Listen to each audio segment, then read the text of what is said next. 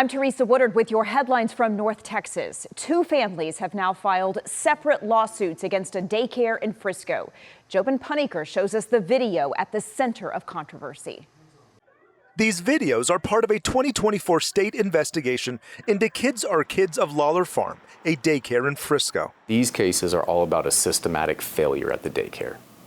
They fail from the top down. Russell Button is an attorney who represents two families who had children here, who they say were mistreated and neglected. For somebody to do these things to these kids on that day in that manner, knowing you're being recorded, what else have you done? In one video, the daycare worker appears to forcefully seat a child, then appears to slap the child on the back. That slap happens again to the same child later.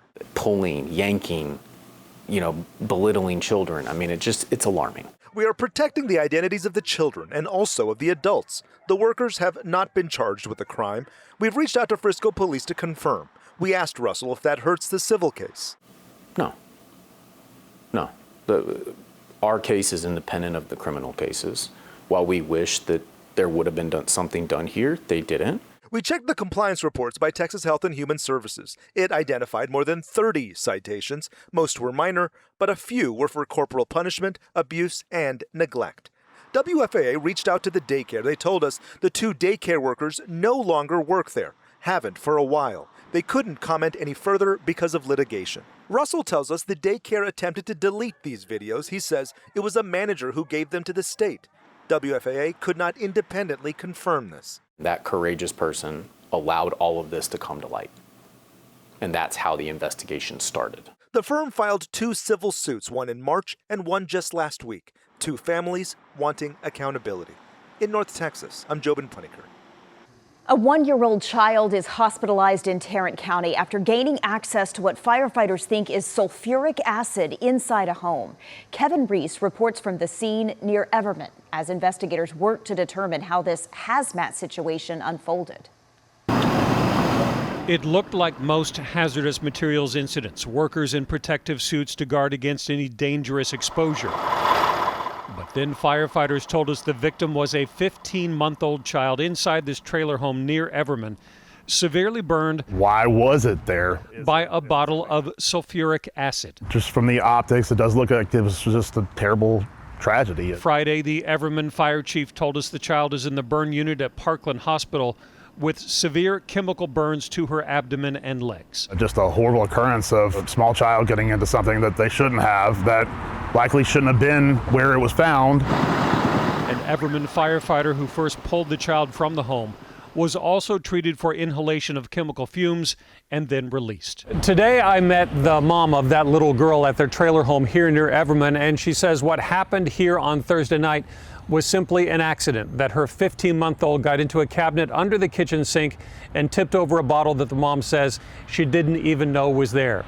She didn't want to be interviewed on camera, but she did allow me to take this picture of the kitchen area, the stain in the middle of the floor believed to be from what they think was sulfuric acid. She says it was a bottle her dad, a truck driver, had simply left behind. Sulfuric acid does have a variety of industrial uses. It can also be an ingredient to make illegal drugs.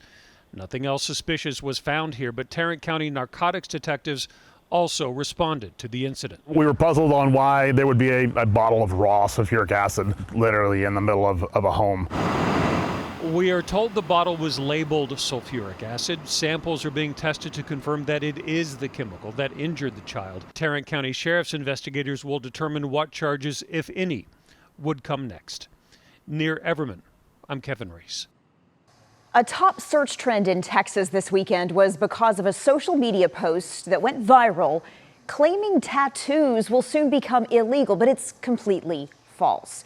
The post includes a fake press release from Governor Greg Abbott. It references House Bill 1126 that was supposedly passed in 2024. But Texas did not even have a legislative session that year. And House Bills 1126 from the sessions before and after had nothing to do with tattoos. Now, it only took a moment for our story editors to prove this false. It's really a good reminder for you to do your own research on things before you share them. A North Texas woman says she turned her back for just minutes and a bobcat attacked her dog. That Yorkie survived, but now Richard Solomon has a warning for pet owners. At first glance, 2-year-old Ariel, a Yorkshire Terrier, seems just fine. But her owner, Claudia Asbury, says it's moments like this that remind her just how lucky they are. To this day, I'm shocked that Ariel is here. On Easter Sunday, just after church, Claudia says she took Ariel to her daughter's home in Frisco, and while she was playing in the backyard, I heard this scream.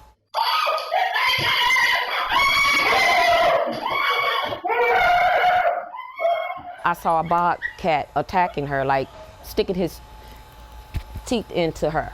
a bobcat jumped the fence and ran with Ariel in its jaws. Claudia says she turned her back for just a few minutes as she stepped inside the home. The bobcat did drop Ariel once Claudia says her son-in-law charged after it. And she just looked lifeless, just laying there. They rushed her to the hospital with several deep wounds to her neck and another in her stomach. But she's expected to be just fine. Wildlife authorities say, unfortunately, bobcat attacks are happening more often. And they say as our cities expand, so is the possibility of more sightings. They warn you to always pay attention, and so does she. Even if you're visiting people, still just don't leave your small pets alone. Claudia has created a GoFundMe to help with the unexpected medical bills, but she's thankful because she gets more moments like this with her best friend. In Frisco, I'm Richard Solomon.